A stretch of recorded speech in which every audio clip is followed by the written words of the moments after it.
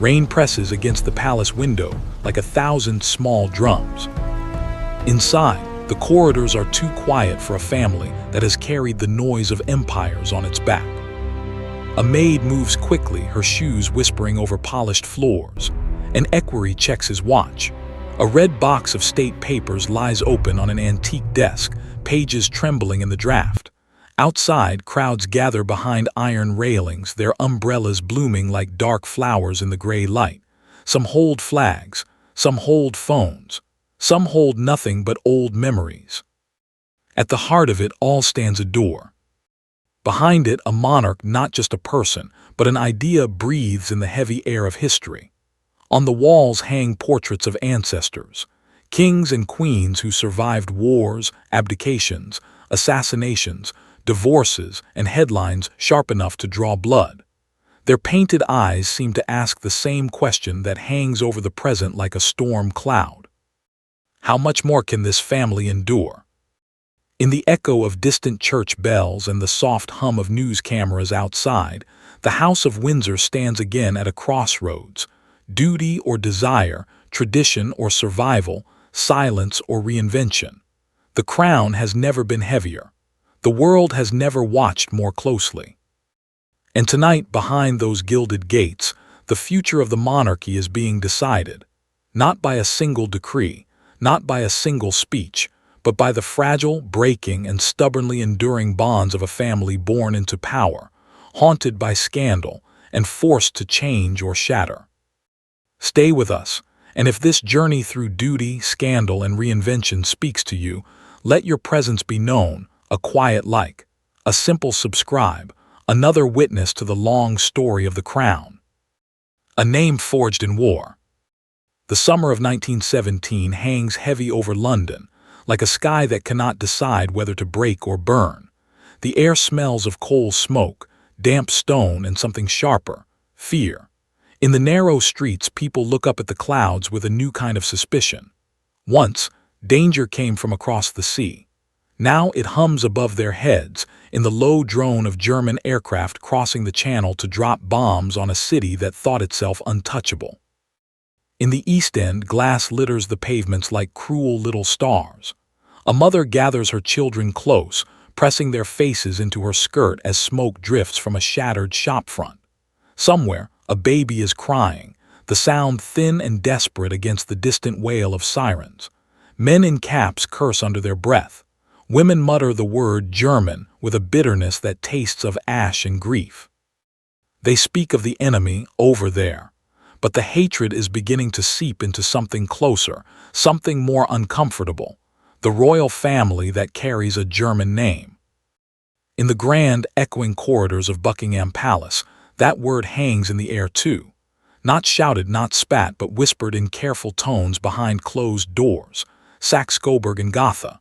It is a name built from dukedoms and principalities, from the tangled branches of European royalty. A name that once meant unity, connection, the polite web of cousins who called each other Dear Nicky, Willie, Georgie. Now, with every bomb that falls, it sounds less like heritage and more like a threat. King George VIII stands at a tall window looking out over the palace gardens. The green lawns and carefully trimmed hedges feel almost mocking now, a peaceful painting hung in the wrong room. He is not a large man. His beard is neatly clipped, his uniform exact, his expression tight with the strain of someone who has spent too long trying to be both a symbol and a human being. On the desk behind him lies a pile of newspapers, their ink still fresh, their headlines unkind. Gotha raids London again, one screams. The word Gotha refers to the German bombers that have become a new terror in the British sky, but to many, it is also the name of their own king's house. The connection is crude, unfair, and deadly.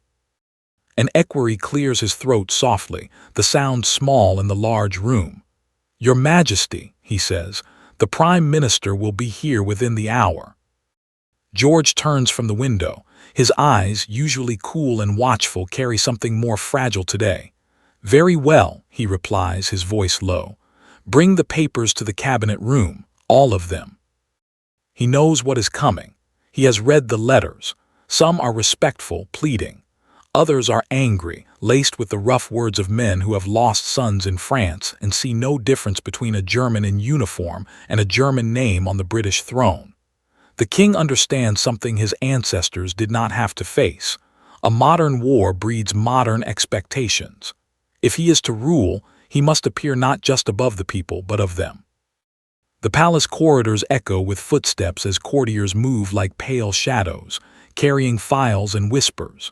George walks past portraits of his grandmother, Queen Victoria, who once sat at the center of a vast family web that stretched across Europe. Tsars, Kaisers, kings, so many. Of them were her descendants. It was said that one could not look at a royal house without seeing a piece of her face.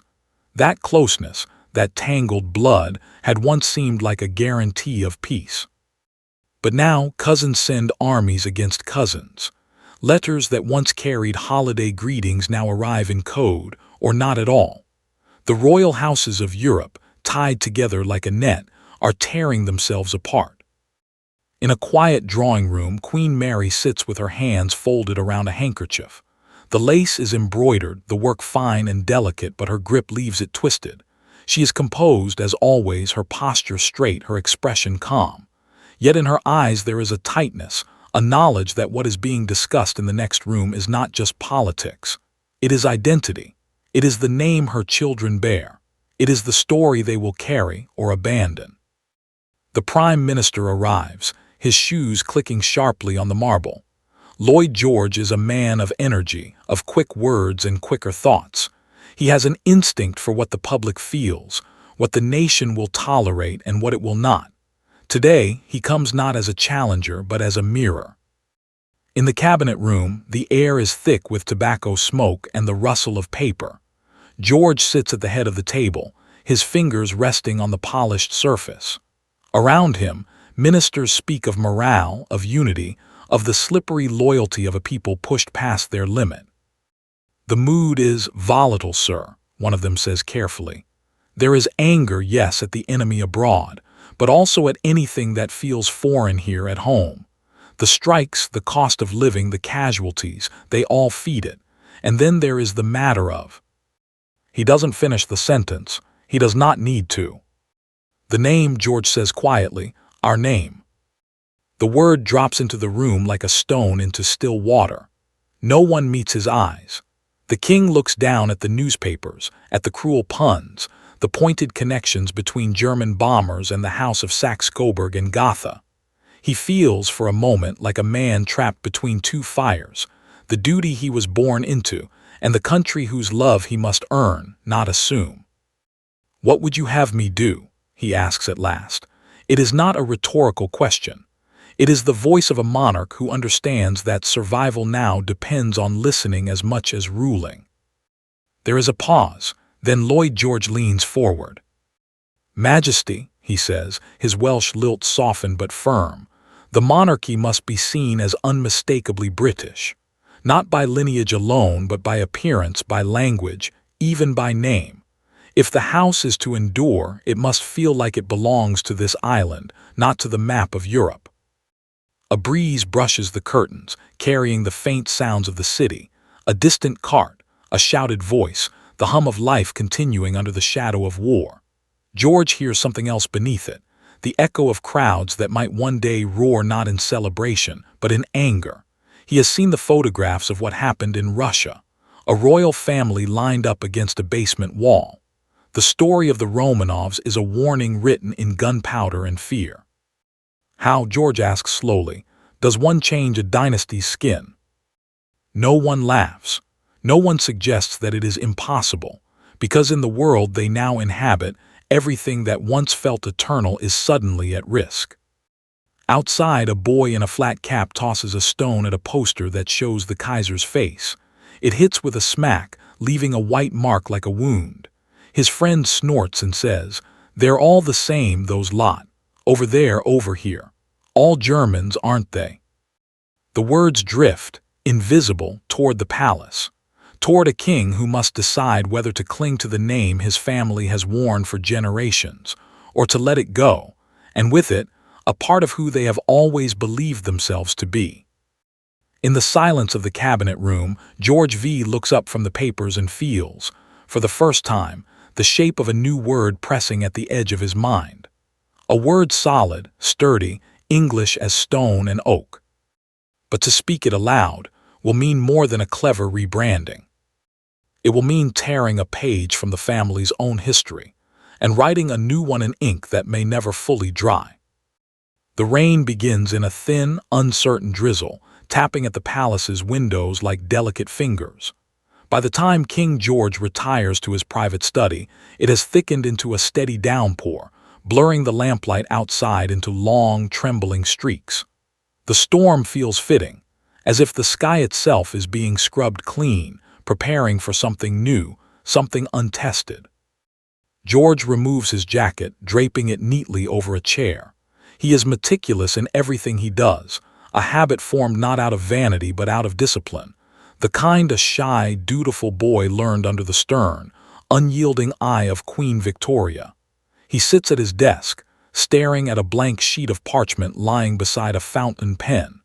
The emptiness of the page seems to taunt him. For a long time, he simply listens. To the rain. To the faint rumble of carriage, wheels outside the palace gates. To the echo of a city wounded but unbroken. To the ghost of his father's voice, Edward VIII, larger than life, who had carried the weight of an empire with ease George has never felt. How would his father have faced this moment? Would he have ignored the public anger, confident in his own charm? Would he have dismissed the newspapers as noise, beneath the dignity of a king? George is not certain. His father's shadow never felt like shelter, it felt like comparison. But he does know this: if he does nothing, the monarchy will suffer. If he does the wrong thing, it may not survive. A soft knock breaks his thoughts. "Enter," he says. The door opens, revealing Lord Stamfordham, the king's private secretary, a man of quiet presence, gray mustache, and the steady gaze of someone accustomed to navigating storms. He approaches the desk and offers a folder tied neatly with ribbon. "Letters from members of Parliament, Your Majesty, and a report on public sentiment." George gestures for him to place the documents on the desk. For a moment, neither man speaks. Stamfordham's eyes drift toward the newspapers piled in the corner, their headlines screaming accusations the king cannot answer. Finally, Stamfordham says gently, "The decision cannot wait much longer." George nods. "I know." "What troubles you most, sir? The name itself or what it represents?" The king lets out a slow breath. "Both," he admits. "A name is not just a word, it is a lineage, a memory, a promise. To change it feels like severing ourselves from our past." Stamfordham considers this. "Perhaps, Majesty, the past can survive even if the name does not." George looks at him, struck by the quiet wisdom in the words. The secretary continues. "Our ancestors had many names before this one. Their blood did not change when their titles did. A monarch, sir, is not defined by the name he carries, but by the people who speak it." Outside, thunder rolls, low, distant like a drumbeat. George rises from his chair and walks to the shelves lined with history books, thick volumes bound in red and gold, chronicles of kings and queens whose lives seem both impossibly distant and uncomfortably similar. His fingers trace the spines as he speaks. "Windsor," he says softly. Stamfordham straightens. "Sir." George turns back to him. "The word has been on my mind all day. The castle, the lineage, the symbol. Windsor feels English, solid, enduring." Stamfordham nods slowly. "It would be a powerful statement, Majesty, to align the royal house with the nation's most ancient stronghold, a fortress of stone, a fortress of identity." But George's expression is troubled. "If we change the name, we do not do so alone. My cousins in Europe will see it as rejection. The Kaiser will surely sneer. The Tsar," he stops. "There is pain there. The Tsar is more than a distant relative. He is Nicky, the childhood companion George grew up writing affectionate letters to. I do not wish to turn my back on family. Stamfordham lowers his voice. Majesty, with respect, war has already turned you against each other. Blood cannot prevent that. George closes his eyes.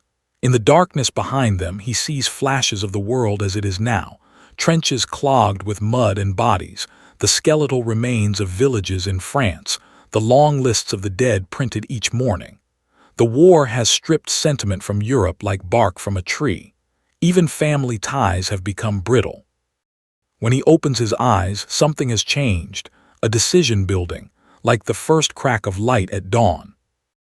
A sudden sound breaks the moment, the roar of aircraft overhead. Instinctively, George and Stamfordham both turn toward the window. Searchlights swing through the sky outside, slicing the darkness into trembling beams. Distant whistles rise, warning signals. London braces again.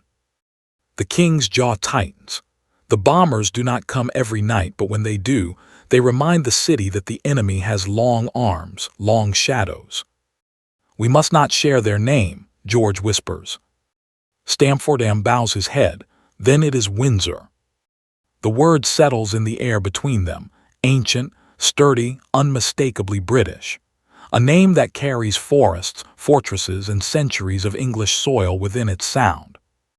George returns to his desk, taking up his pen. The metal feels cold against his fingers, but the weight of it steadies him. You will draft the proclamation, he says. Tomorrow, the Privy Council will approve it, and then the House of Saxe-Coburg and Gotha will become the House of Windsor. A flash of lightning illuminates the room.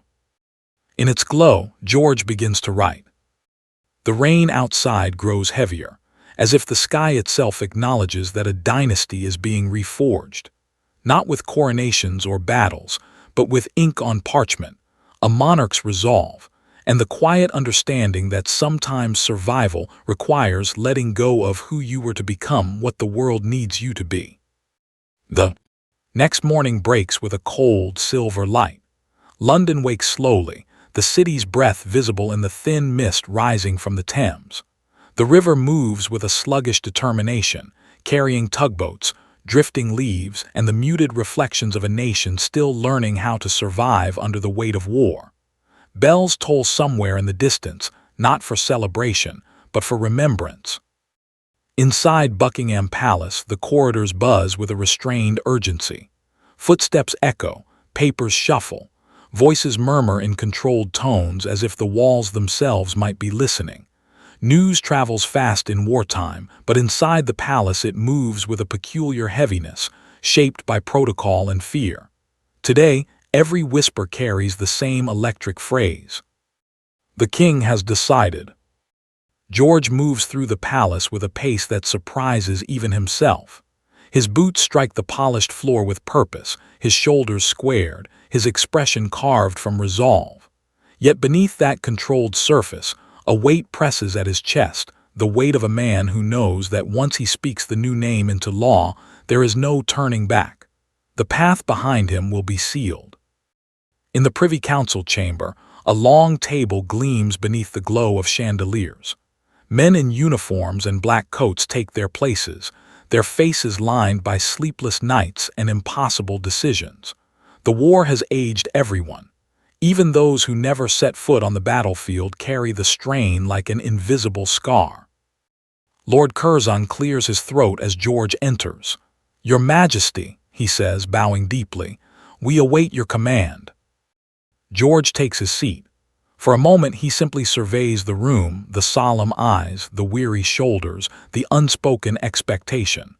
The air feels tight, as though the room itself is holding its breath. Stamfordham steps forward with the proclamation, the parchment crisp and pale against his dark jacket. He lays it gently before the king. "Majesty," he says, "the draft is exactly as we discussed." George nods, but does not look down at the document right away. Instead, he speaks into the silence. "Gentlemen," he begins, his voice steady, "the crown has weathered many storms, but never has it faced a trial quite like this war. Our people demand strength. They demand unity. They demand symbols that belong to them, not to the map of Europe. He pauses, letting the weight of the moment settle. For too long, our house has borne a name that reflects our origin, not our loyalty. Today, that changes. Not for politics, not for image, but for the bond between sovereign and subject. He places a hand on the document. From this day forward, my family and our descendants shall bear a new name, a British name, a name rooted in the ancient stones of this island. We shall be known as the House of Windsor. A ripple moves through the room, not shock, not disapproval, but something subtler, something like relief. Curzon exhales softly, almost imperceptibly. Another counselor nods with somber approval. A uniformed officer, the lines of battle fatigue etched around his eyes, murmurs, "It is right, sir. It is time." George signs the proclamation with deliberate strokes. The ink glistens for a moment before sinking into the parchment like a decision, sinking into the bones of a nation. As the final flourish of his signature dries, an odd stillness fills the room. It is as though of history has just been folded shut, replaced by one whose pages have yet to be written. When the meeting ends, the council members disperse in muted clusters, their shoes tapping over marble as they return to the machinery of war governance. Stamfordham remains behind for a moment, offering the king a quiet nod. "It will be remembered," he says softly, "as one of your most important acts." George looks at the empty chairs, imagining the ghosts of past monarchs sitting among them, Victoria with her fierce certainty, Edward VIII with his confident charm. Would they approve? Or would they see this as an erasure of everything they built? He does not know. But he knows this. The world they ruled no longer exists. By midday, the news begins to spread. In newspaper offices, editors bark instructions as printers hammer out new headlines. Men shout over the din of machines, holding fresh pages that declare with bold authority. The king renames his house, Windsor is born. In pubs, people raise eyebrows over their pints. Some shrug, others nod, murmuring, "About time." One elderly veteran smiles into his ale and says, "Good. Always thought that other name sounded like a throat disease." In the East End, where bombs have left their mark, a young woman reads the announcement aloud to her family. Her father grunts approval. "Windsor," he says. "Now that sounds British." Near a factory gate, a boy leans against his bicycle and rereads the headline, lips moving silently. The name feels strong, sturdy. He imagines a castle standing against night and fire. It gives him comfort. Even soldiers in the tree. Inches hear the news through letters from home. Mud clings to their boots and coats, but for a moment they sit straighter, proud. The monarchy feels closer, less foreign, more theirs. Back at the palace, Queen Mary stands at a window, watching the gray clouds part just enough to reveal a slice of pale blue. "It is done," she whispers. She touches her fingers to the glass, feeling the faint cold of it, as though she is touching the surface of a new world. Behind her, George enters quietly. She does not turn until she feels his presence. "Does it feel strange to you?" he asks. Mary studies his face. "Of course," she says softly, "but strange things are not always wrong." He releases a breath he did not realize he was holding. She adds, "You have protected the crown, George, and our children. They will inherit a name that cannot be used against them." He looks out the window with her. "Windsor," he says again, tasting the word, feeling it settle into place like a stone finding its rightful spot in a wall. The rain has stopped. The sky is clearing. And a new dynasty has just taken its first breath. But even as the king finds momentary peace, far across Europe another royal cousin stands at the edge of revolution, unaware that the storm gathering around him will change the fate of monarchies forever, and that the House of Windsor, newly born, must soon confront consequences of a world that no longer bows easily to crowns. The wind moves differently over Windsor Castle that afternoon, as if it has been waiting for its name to be spoken aloud. High above the thick, ancient walls, the flag flutters against a sky slowly shedding its gray. The castle has stood for centuries, through barons' rebellions, civil wars, plagues, and fires, watching kings come and go. Today, it watches something smaller and yet just as profound, a change not in stone, but in words. Courtiers walk through its courtyards with the news fresh on their tongues. Servants murmur in pantries and corridors, practicing the phrase House of Windsor, as though rolling a new coin between their fingers. It feels strange at first, but each repetition makes it more familiar, more real. The name settles over the castle like a mantle finally claimed. In a quiet room overlooking the grounds, two boys stand side by side at the window. Prince Edward, the eldest, straightens his jacket, already trying to look older than his years. His younger brother, Albert, rounder of face and softer in manner, leans close to the glass, leaving a faint, breath-fogged circle. "So we're Windsors now," Edward says, the words half curious, half amused. Albert nods. "I suppose we are." "Sounds better, doesn't it?" Edward continues. "Stronger, less foreign." Albert shrugs. "I like the old name too. It sounded like something out of a storybook." Edward smiles faintly, but there is a restlessness in his eyes. He is old enough to feel the weight of war pressing in from beyond the palace walls, old enough to understand that their father has just done something brave. Yet he is also young enough to wonder if any name, old or new, can truly decide who he will be. "Our lives won't change," he says, though he does not sound entirely convinced. "We still have lessons, we still have duties, they've just changed the label on the box." Below them, soldiers march in formation along the road, boots hitting the ground in a steady, heavy rhythm. Nurses push wounded men in wheelchairs across the grass, their uniforms stark white against the green. The boys watch in silence. Albert speaks first. "Do you think they care what our name is?"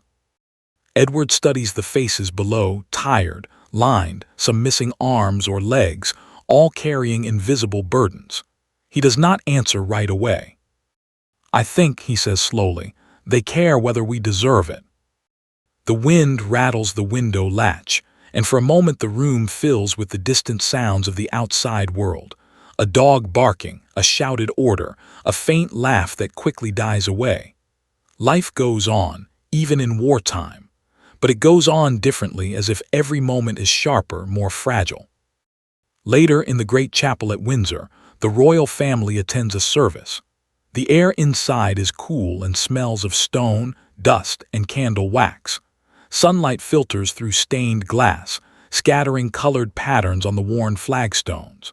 The choir sings with solemn clarity, voices rising into the vaulted ceiling like a slow prayer for a wounded world. As they kneel, George feels the eyes of the carved kings and saints above him. He thinks of the Romanovs, their fate still uncertain but ominous. He thinks of the Habsburgs, of thrones trembling all across Europe. Monarchies that once seemed as permanent as mountains are now revealed as fragile as glass. He grips the edge of the pew, his knuckles pale. "Let us pray for this nation," the clergyman intones, "and for all who bear its burdens." George bows his head. He prays not only for his people, but for the strength to be the king they need. To be more than a name, more than a symbol in uniform. To be steady in a world that feels like it is cracking apart. In the years that follow, the name Windsor sinks roots into British life. Newspapers adopt it. Historians record it. Children learn it in school. It begins to sound as though it has always been there, as if the dynasty itself rose from the soil of England rather than from the intricate marriages of German duchies. Yet time does not slow to admire the change. The war grinds on, devouring youth and certainty. When peace finally comes, it is not clean or triumphant. It limps into the world like a wounded survivor. Europe is altered. Empires have fallen. The map has been redrawn with trembling hands. The House of Windsor remains. But inside its walls, new storms are already beginning to form. storms not of artillery or politics, but of hearts and desires. Edward grows into a young man with sharp features and sharper charm. Crowds adore him. Women write him letters calling him darling and our prince. He loves the attention, the applause, the feeling of stepping onto a balcony and hearing the roar of the people rise up like a wave. It thrills him. It also unsettles him. He walks the corridors of the palace with a casual grace that hides his unease. Duty is the air he has always breathed, the script he has always been given. Yet somewhere inside him, a quiet rebellion begins to stir, a longing for something beyond schedules, ceremonies, and the endless weight of expectation. He watches his father, George V, stiff in uniform, every movement controlled, every word measured. The king's sense of duty is absolute, unbending. Edward both admires and fears it, sensing that this iron commitment is the price of survival in an age that has already destroyed so many crowns. One evening, after a day of engagements, he stands alone on a balcony at Windsor Castle. The sun has slipped below the horizon, leaving the sky streaked with violet and gold. The air smells of grass and smoke from distant chimneys. Below, the grounds are quiet, the world wrapped in a soft, fading light. He grips the stone railing and looks out at the darkening landscape. Windsor, he murmurs. The name feels solid in his mouth, but something inside him remains unsettled. He thinks of all that it represents: his father's courage, the family's realignment with their people, the survival of the monarchy in its hour of danger. But he also thinks of the cost, the bending, the shaping, the sacrifice of self to fit a role. Across the hall, music drifts from a gramophone, a tune from a dance hall in some far-off city, light and modern. The sound seems to belong to another world, a faster one, more daring, less bound by tradition.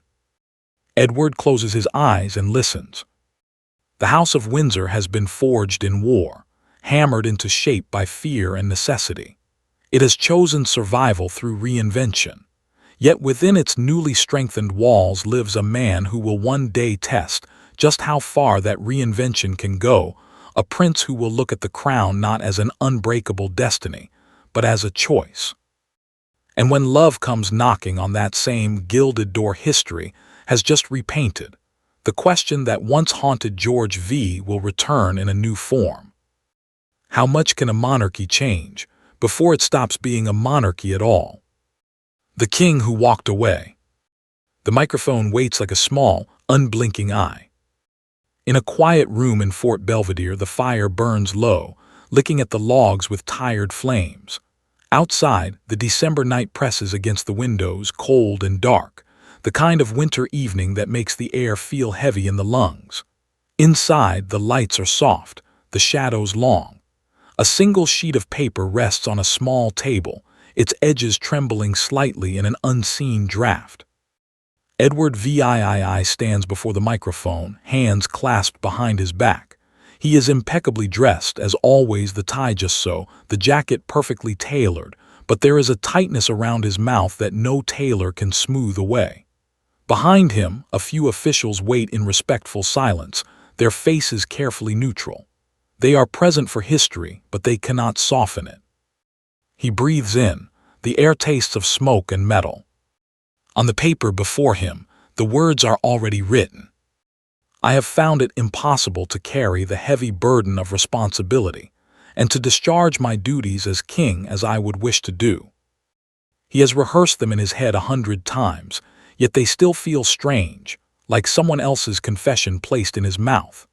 Somewhere in London, radio sets are being tuned, dials turned, knobs adjusted.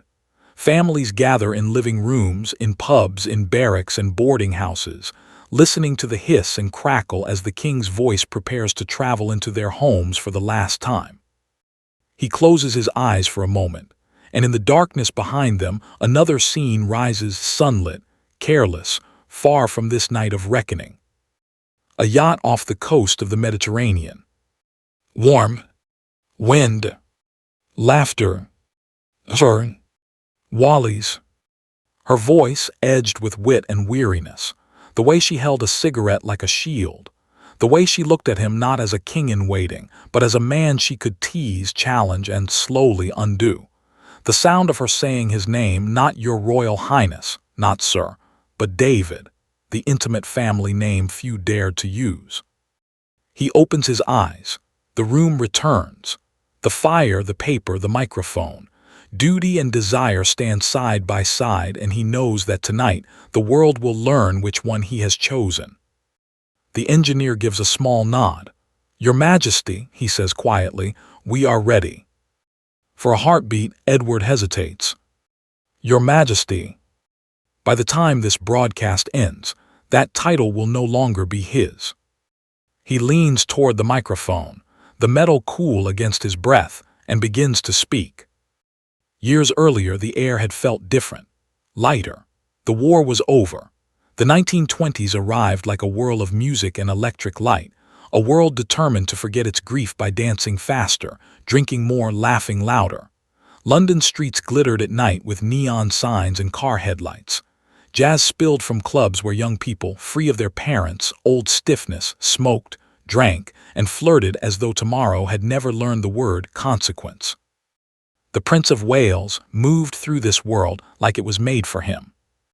He shook hands on factory floors by day, his smile easy, his charm genuine enough to disarm even the most skeptical workers. At night, he drifted through ballrooms and drawing rooms, his figure slender and elegant under crystal chandeliers.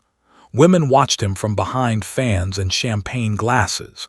Men envied his freedom even as they saluted his role. He was, for many, the perfect future king, modern yet royal, approachable yet still wrapped in the glow of tradition. Newspapers ran photographs of him everywhere, playing polo, inspecting troops, laughing on foreign tour.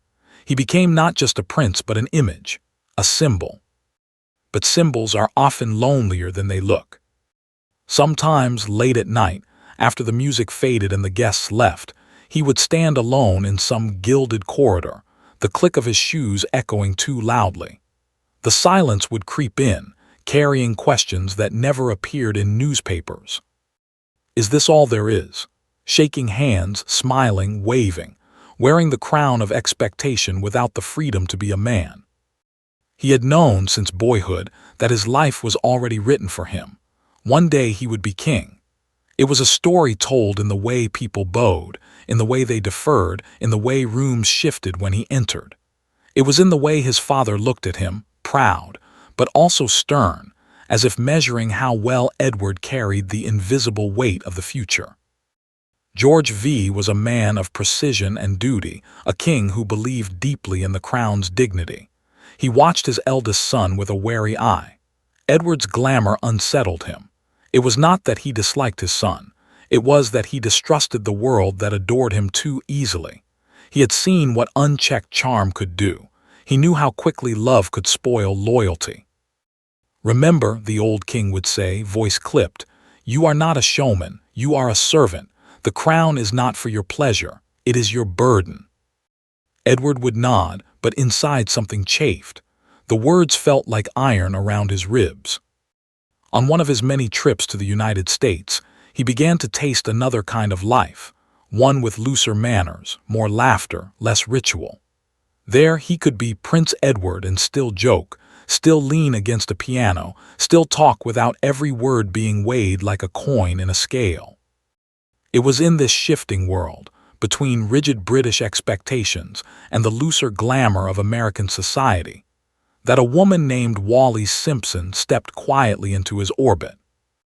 She did not arrive with trumpets. She did not carry titles. She was not a princess, not a duchess, not a lady of the old aristocratic families that populated court guest lists like recurring names in a very old book. She was American, divorced once, then married again to a businessman. No one watching those early gatherings could have guessed that her presence would one day bring a monarchy to its knees. The first time Edward really noticed her, the room smelled of perfume and cigarette smoke. Conversation drifted like music. Laughter rose and fell. Wallis did not giggle or simper. She spoke to him as if they were equals, tilting her head slightly, eyes sharp, mouth curved in a half-smile that suggested she was always 2 steps ahead. "You look tired," she said lightly, the first time they were alone for a moment. He blinked, startled. Most people told him he looked splendid, magnificent, admirable. No one told him he looked tired. "Do I?" he replied with a faint, amused frown. "Oh, yes," she said. "The whole world is in love with you. That would exhaust anyone." There was no reverence in her tone, no awe, only a dry humor that cut through the thick air of flatter. Why, he usually breathed. He laughed, really laughed, in a way that felt like loosening a too-tight collar. In that laughter lay the seed of everything that would come. The comfort of being seen as a man before a monarch, the thrill of stepping, however briefly, outside the boundaries of duty. What begins as a small crack in the wall of obligation over time can become a fault line. And around that fault line, the House of Windsor, newly forged, newly British, newly secure, was about to discover how fragile even the strongest stone can be when the heart behind it decides to walk away. Their circles overlapped slowly at first, like 2 orbits nudging closer with each passing season. Wally's was often invited as part of a set, a wife at the edge of other people's importance. She arrived on the arms of her husband, Ernest Simpson, smiling with the practiced ease of someone who had learned long ago that charm is a kind of armor. She knew how to listen, how to flatter without appearing to do so, how to drop a sharp remark that made the room laugh, then soften it with a glance that said, "I didn't mean it, not entirely." Edward found himself looking for her in crowded rooms. At dinners, his attention drifted, drawn toward wherever she stood, cigarette balanced between her fingers, eyes narrowed thoughtfully as she considered some anecdote. She did not stare at him with the wide-eyed devotion he had seen on so many faces. She assessed him, and he felt it, a quiet measuring, as if she were deciding what was real beneath the polished surface of the Prince of Wales. Slowly, invitations shifted. What had been group gatherings became smaller dinners, weekend parties at country houses, late-night conversations in corners where the music was softer and the air smelled of brandy and smoke. "What do you want, really?" she asked him once, her voice low, the lamp beside them casting a warm pool of light that shut out the rest of the world. He hesitated, unable to reach for the usual lines: duty, service, the crown. They tasted false before they even reached his tongue. "I'm not sure," he said finally. "I know what I'm supposed to be, but what I want," he trailed off, surprised by his own honesty. She studied him. "You're a man before you're a symbol," she said. "Does anyone in your family remember that?" He gave a small, bitter smile. "That depends on whether I'm behaving as a man or as a symbol." The more time he spent with her, the more the edges of his world began to blur. The formal scripts, the careful speeches, the rigid expectation that every step was already decided, all of it began to feel like a costume he had been forced to wear since childhood. With Wally's, he could shrug it off, even for an evening. He could be simply David, laughing too loudly, saying things a prince was not supposed to say. But palaces are not kind to secrets. In the corridors of court and cabinet, whispers began to circulate. At first they were cautious, veiled in euphemism. "The prince seems very attached to Mrs. Simpson. She has a considerable influence on him. He is often in her company." What began as cautious observation hardened slowly into concern. The establishment, courtiers, clergy, ministers, understood the stakes in a way Edward refused to see. A future king entangled with a twice-divorced American woman was not merely a romance. It was a potential crisis. George V watched the developing situation with a growing heaviness. He was no stranger to his son's affairs. Edward had never been a monk, and the king, though strict, was not naive. But this was different. Wally's did not drift in and out of the prince's life like a passing infatuation. She stayed. She sat in important rooms. Her name appeared in cautious ink on lists that mattered. "She is not suitable," the king said more than once, his voice clipped with anger and something like fear. "She makes him happy," Queen Mary replied carefully, though she shared his concern. "But happiness is not the measure we were raised to use." George's health deteriorated as the years passed.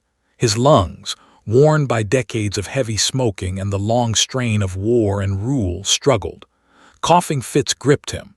His doctors moved in and out of his rooms like solemn shadows.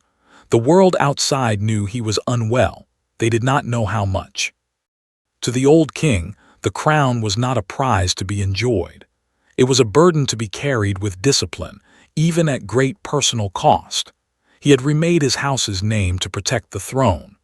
Now he feared that his son, when his time came, might throw all of that hard-won stability away for the sake of a woman. One evening, Edward was summoned. He entered his father's room to find the king propped up against pillows, the lamplight casting deep hollows in his cheeks. The air smelled faintly of medicine and tobacco. A clock ticked loudly on the mantel, measuring out the seconds with ruthless precision. "Sit," George commanded. Edward obeyed, folding hymns. LF into a chair beside the bed. For a moment, neither spoke. "You are still seeing Mrs. Simpson," the king said at last. "Yes, sir." "It is not appropriate." Edward's jaw tightened. "With respect, sir, my private life." "You have no private life," George cut in sharply, a coughing fit punctuating his words. When he recovered, his eyes burned. "Not as others do. You are the heir to the throne. Your choices are not your own. They never have been." Edward said nothing. Inside, resentment coiled hot and tight. "You must end it," the king went on. "Before it becomes a scandal we cannot control. Before you bind yourself to her in any way that would make it impossible for you to be king." Edward stared at the blanket instead of his father's face. The words scraped across him like sandpaper. "Is that an order?" he asked, his voice low. "It is a warning," George replied. "From a man who has given his whole life to this institution you will inherit. You think you are suffocating under duty now. You have no idea how much worse it can get when the people begin to doubt you." Edward rose, agitation breaking through his polished exterior. "Perhaps," he said tightly, "if the price of being king is to be alone for the rest of my life, one should question whether the crown is worth it at all." The words hung in the air between them. For a moment George looked very old, very tired. "If you will not carry it," he said quietly, "it will pass to your brother. He has the sense of duty you lack." They looked at each other, father and son, king and heir, duty and rebellion facing off in a room that smelled of medicine and mortality. Edward left with his jaw clenched and his heart pounding. Outside the bedroom door, the corridor seemed colder. He heard, distantly, another fit of coughing from within. For a brief, fleeting second, guilt pierced him. But then he thought of Wally's, her voice, her laughter, the way she made him feel less like a prisoner of his birth and more like a man who might carve out a piece of happiness for himself. By the time he stepped out into the night air, the guilt had folded itself into defiance. He would not give her up, not for his father, not for the church, not for a role he had never asked for. The House of Windsor had been rebuilt to survive a war of guns and bombs.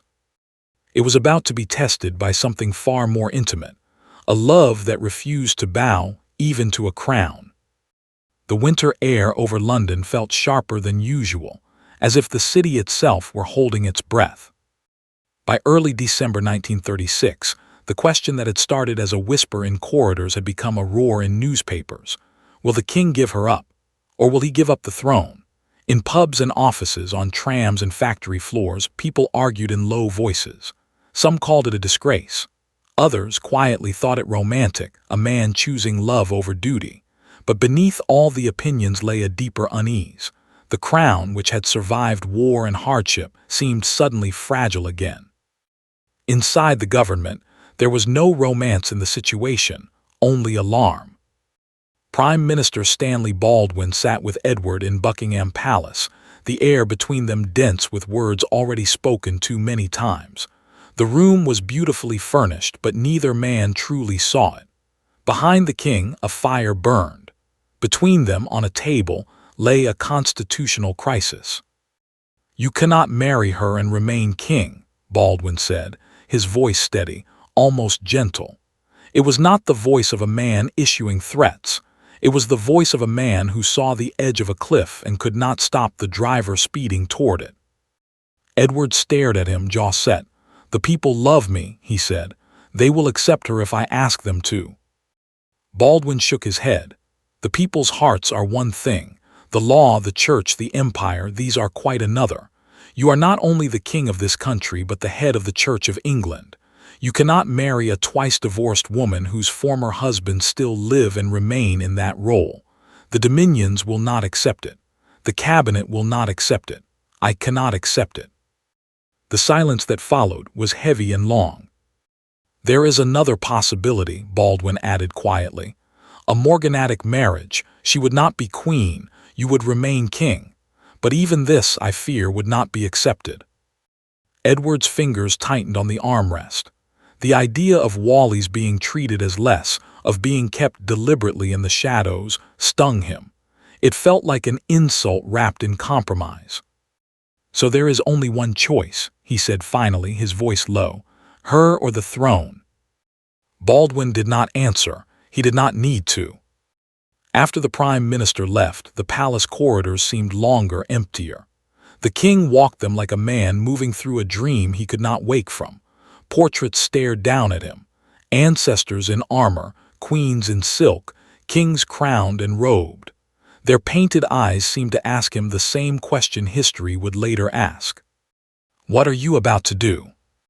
In another part of the bill, Ding, his mother, Queen Mary, sat very still as she listened to the news. She was a woman of iron self-control, carved by duty into something almost unbreakable. When she heard that her son was prepared to give up the crown rather than give up Wally's, her face barely changed. But inside, something sank. "He was trained," she said quietly to an aide, more to herself than to anyone. "He was prepared, he was given everything, and now—" She did not finish the sentence. Far from the palaces and private talks, a young girl in a modest sitting room listened too. Princess Elizabeth, only 10 years old, had grown up knowing she was a royal, but not expecting to be a queen. That future belonged to Uncle David, King Edward VIII. Her father, Albert, Duke of York, was the spare, the quieter brother, the one who walked 2 steps behind. But in the tense, uncertain days of December, her parents' hushed conversations grew longer, their faces more strained. She saw worry etched into the lines at the corners of her father's eyes. She heard the weight in her mother's voice when she said, "Whatever happens, we must be ready." Ready for what? Elizabeth did not yet fully understand. At Fort Belvedere, the king stepped out into the winter air before his broadcast. The grounds were cold, the grass stiff with frost. He drew in a deep breath and looked up at the sky, darkening into a blue that felt almost purple. Somewhere in the distance, church bells tolled the hour, their sound carrying across the land he had ruled for less than a year. Wally's was not there. She had left for France days earlier, pushed away by the government, by the press, by the unbearable pressure that made her presence feel like a lit match in a room full of dry paper. Some claimed she wanted him to keep the throne. Others insisted she urged him to leave it. The truth, tangled in private letters and broken confidences, would remain complicated. What Edward knew was simple. If he stayed king, he must lose her. If he kept her, he must cease to be king. He went back inside. When he began to speak into the microphone, his voice traveled across oceans and borders, carried on invisible waves to ships at sea, to isolated outposts, to quiet homes. "I have found it impossible," he said, "to carry the heavy burden of responsibility and to discharge my duties as king as I would wish to do without the help and support of the woman I love." The phrase, "the woman I love," echoed in living rooms and kitchens. Some listeners frowned. Some shook their heads. Some wept. In that one line, the conflict between duty and desire crystallized into something everyone could understand, even if they disagreed with his choice. In a room with a wireless set in front of them, Albert and Elizabeth listened too. The little girl watched her father's face as the words poured through the speaker. He sat very still, his shoulders stiff, his hands clenched together in his lap. When the broadcast ended, the silence felt loud. Albert exhaled slowly. "It is done," he said. For Edward, there was a strange lightness and a crushing weight at the same time as he finished speaking. The office of kingship, which had always felt like a too tight garment, slid from his shoulders with a kind of relief. But beneath that relief lay the cold realization that he had stepped into a life with no roadmap, no script, and no crown. The next day, he watched his brother take on the role he had laid down. In a small, private moment, Edward looked at Albert, shy, stammering, burdened, and said quietly, "You will make a better king than I ever could." Albert did not believe that, not yet.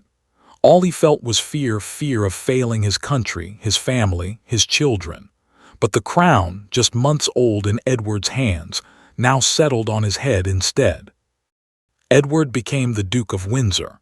He left the country with Wallis, choosing exile over duty, love over monarchy. Crowds gathered as he departed, some cheering, some only watching silently, their faces unreadable in the gray light. On the balcony where he once stood as king, another figure would soon appear, unsure but determined. King George VI, the man who never wanted the role, now forced to embody the very duty his brother had rejected. The House of Windsor had now done something no one expected. It had watched a king walk away. And in the quiet rooms of the palace, a young princess named Elizabeth began to understand that the story of her family, the story of the crown, was no longer just history in books. It was her future. In the weeks that followed, the sound of Edward's voice faded from the airwaves, but the echo of his choice lingered in conversations, in headlines, in the unspoken tension that hummed through British life. Some called him selfish, some called him brave, some simply shook their heads and said it was not for people like them to judge what a king should or should not do. Life had to go on, shifts to work, children to feed, bills to pay. But beneath the daily routine, a kind of bruise remained, a feeling that something solid had unexpectedly given way. Inside Buckingham Palace, the atmosphere changed. Edward's restless energy, his almost boyish charm, his easy laughter, all of it vanished like a light switched off. In its place came a quieter, heavier presence. Albert, now George VI, a man who had never sought the spotlight, now forced to stand at its burning center. On the night before the formal announcement of his new title, he walked alone through one of the palace's dim corridors. The carpets swallowed his footsteps. Portraits of kings watched him from the walls, their faces composed, their eyes steady. He did not feel steady. In a small sitting room, a speech lay drafted on a table. Beside it sat a glass of water and a box of matches. He picked one up, turning it between his fingers, listening to the faint rasp of the cardboard beneath his thumb. His stammer, the childhood companion that clung to him like a shadow, loomed in his mind more loudly than any public duty. "How can I be king," he thought, "if I cannot even speak without stumbling?" His wife, Elizabeth, entered the room quietly. She watched him for a moment before crossing to his side. "You'll wear a hole in that matchbox," she said gently. He managed a small smile, then set it down. "I'm not ready for this," he admitted, his voice rough with strain. "It should have been him. It was always meant to be him." She looked at him steadily. "Meant by whom?" "By everyone, father, the country, God, perhaps." She shook her head. "I don't know what God meant, but I know this. You are the king now, not because you wanted it, but because you are needed. There is a difference." He looked at the speech on the table, the words he would have to say tomorrow, the first of many times he would address a people looking for reassurance. "What if I fail them?" he whispered. She took his hand, squeezing it firmly. Then you will get up and try again. That is all any of us can do. And it may be, she added softly, that they will trust a man who struggles and keeps going more than one who walks away. He closed his eyes. Her faith was a small, steady flame in the vast dark ahead. The next time his voice crackled across the radio, it was not as the hesitant Duke of York but as King George VI. The stammer did not vanish like magic. The words still caught thick and hesitant, especially at the beginning. But he fought for each sentence and won. The voice that reached homes and barracks and ships was not smooth or theatrical. It was human. It trembled, and in that trembling many heard sincerity. In a modest room, Elizabeth, now the heiress presumptive, listened again. Her father's voice was not like her uncle's. It did not glide. It worked. It climbed. And as she listened, something anchored inside her, a sense that duty was not glittering or easy or romantic. It was ordinary and hard and real. Far away, in villas and hotels across Europe, another voice carried a different story. The Duke of Windsor appeared in photographs taken in warmer climates, in beautifully cut suits, with Wallies by his side. They smiled for cameras, their silhouettes elegant against backdrops of gardens and grand staircases. To some, it looked like freedom. To others, like exile. He had given up everything, and yet, somehow he still hovered at the edges of the world he'd left. He wrote letters. He granted interviews. His very existence, a former king living as a private man, felt like a crack in the idea of monarchy itself. If a king could simply stop being a king, what did that say about the sacredness of the institution? In the clubs and ministries of Europe, more dangerous questions were being whispered. In Berlin, another leader watched the British royal drama with interest. Adolf Hitler reportedly admired Edward, seeing in his restlessness and disaffection an opportunity, however small. Rumors swirled of meetings, of sympathies, of what might have happened had Edward stayed on the throne during the coming storm. History would knot those rumors into endless speculation. What remained certain was this.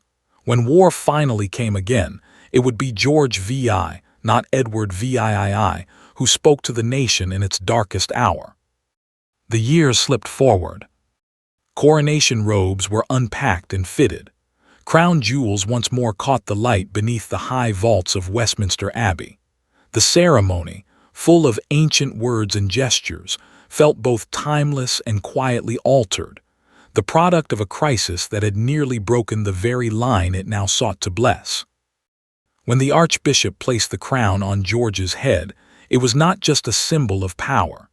It was a weight of responsibility his brother had set down and he had picked up, almost reluctantly, but with growing resolve. Queen Mary watched from her place, her face composed and unreadable. In her heart, sorrow and pride twisted together, sorrow for the son who had walked away, pride for the one who had stepped forward. In a private moment afterward, she took George's hand. "Your father would have been proud," she said.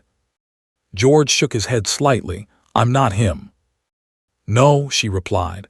"You are yourself, and that may be exactly what this country needs." Beyond the Abbey walls, crowds cheered. Flags waved. For many, the abdication had already begun to recede into memory, replaced by the reassuring image of a family that seemed steadier, more serious, less glamorous but more rooted. In the quiet corners of that family, however, a new narrative was forming. Young Elizabeth watched and learned. She watched how her father forced his tongue to obey him, how he listened more than he spoke, how he bent himself around the demands of the crown, not because he loved the role, but because he believed someone had to carry it. She also knew what had made him king, a choice made by another man to step away. The fairy tale simplicity of monarchy, king to heir in one smooth, unbroken line, had already been shattered in her lifetime. She understood, perhaps sooner than any child should, that thrones could wobble, that people could walk away from them, that crowns were not only given but could be refused. In exile, the Duke and Duchess of Windsor continued their strange half-life. Famous, photographed, invited, and yet forever outside the gates of the house he had once ruled. They were both part of the story and apart from it, a reminder that love can defy duty, but that defiance has a cost. As the 1930s burned toward their close, another storm gathered over Europe. The rumble of tanks, the roar of planes, the speeches about empire and race and destiny, all of it had little patience for questions about romance and scandal. The House of Windsor, newly tested by its first great internal fracture, would now face something far more brutal, a war that would demand everything from its people and from its king. And in that crucible of fire and fear, the quiet girl watching from palace windows, Princess Elizabeth, would begin to understand not just that monarchy could be lost, but how it might be earned. Elizabeth, the crown and the cost. The first time Elizabeth truly feels the weight of the crown, it is not on her head. It is in the silence of a room where her father sits, shoulders bowed, listening to the approach of war. The palace, usually a place of polished ceremony, has taken on the atmosphere of a ship bracing for a storm. Curtains are drawn earlier. Lights are dimmed. Maps appear where paintings once dominated. The air smells of ink, tobacco, and a faint undercurrent of fear. Outside, the streets of London hum with a nervous energy, sandbags piled at corners, blackout curtains ready to fall, the sky watched with wary eyes. In a small study, King George VI bends over a desk scattered with papers. His face is lined more deeply than his years would suggest. A radio murmurs in the corner, relaying bulletins from the continent in clipped, precise tones. Every now and then, he glances toward it, as if expecting the very words to change the shape of his future. Elizabeth stands in the doorway, half hidden by the frame. She does not interrupt. She has learned, even at this young age, that a monarch's solitude is rarely empty. It is filled with questions no one else can answer. Her father looks up, sensing her presence before he sees her. His expression softens at once. "Lilibet," he says gently, "come in." She steps forward, the light glancing off the simple barrette in her hair. There is no crown, no robe, no ceremony. Just a girl in a neatly pressed dress, standing in front of a king who is also her father, a man who still struggles with his words, yet must prepare to speak for an entire nation. "Is it very bad?" she asks quietly. He hesitates, not because he wants to lie, but because he wants to protect her and knows he cannot do both. "It is serious," he answers. "There may be war again, and if there is, we must all be brave." Her eyes drop to the maps on his desk, lines and arrows, circles and notes. To her, they look like a strange sort of puzzle, the kind that cannot be solved with a simple answer. "Will you have to talk on the radio like last time?" she asks. A faint smile touches his lips. "Yes," he says, "and I shall try not to stumble too much." "I like your voice," she says, surprising herself with the firmness of it. "It sounds real." Something glimmers in his eyes, a mix of gratitude and pain. For all his practice, all his effort, he knows his voice will never flow like his brother's. Yet perhaps, he thinks, that is not entirely a weakness. "You may have to speak one day too," he says gently. She looks up sharply. "Me?" "You're my heir now," he reminds her softly. "If anything happens to me, the crown will go to you." The words land between them like a stone dropped into still water. There is no drama in his tone, no thunderbolt of revelation, just a simple statement of fact. But to Elizabeth it feels like the room has tilted slightly. She has known this, in the way children know big truths that adults mention rarely and then quickly change the subject. But hearing it spoken so plainly makes it real in a new way. She pictures the crown, heavy, glittering, cold, and cannot imagine it sitting on her head. "I don't think I could ever be as brave as you," she whispers. Her father reaches out, placing his hand gently over hers. "Courage doesn't mean not being afraid," he says. "It means doing what is right even when you are afraid. You already have that in you." The war comes.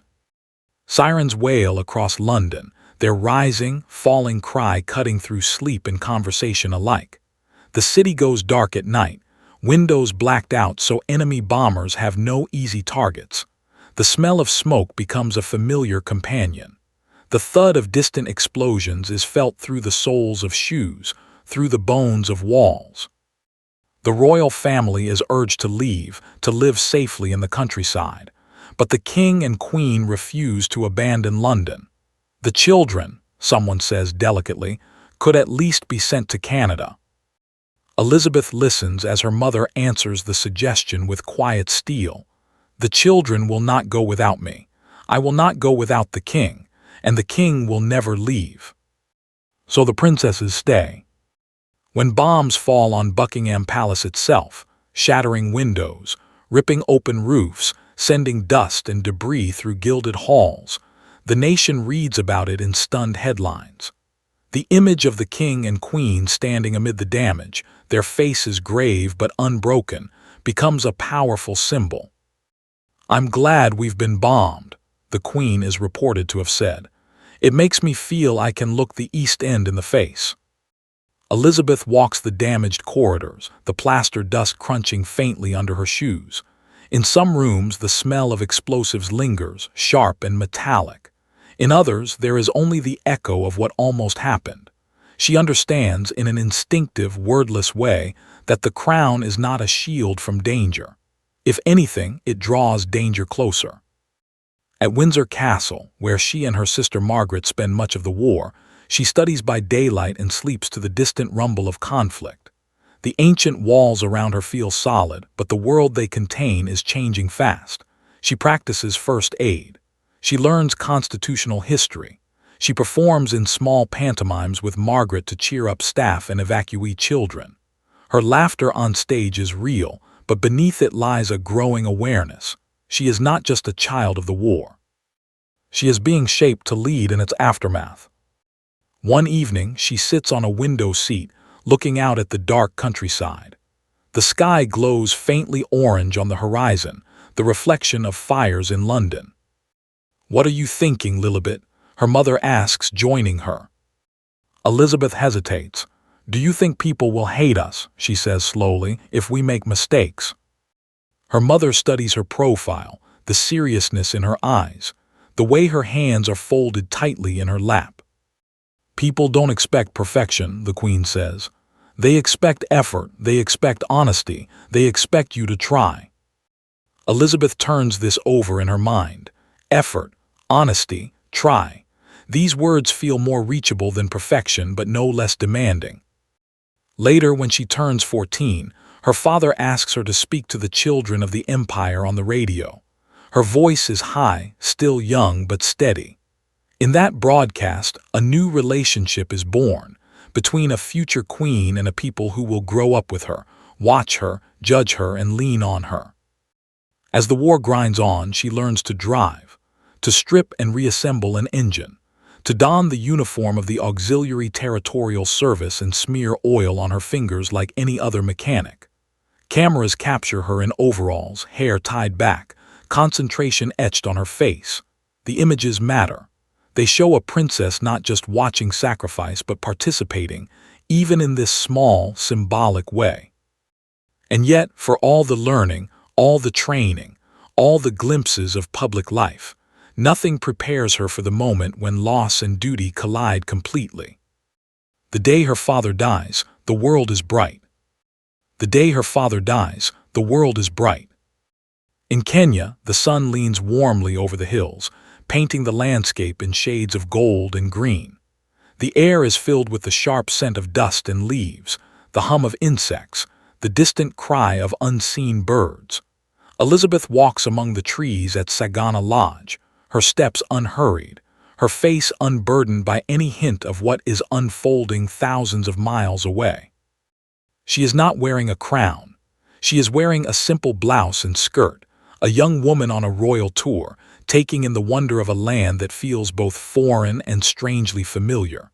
People smile when they see her.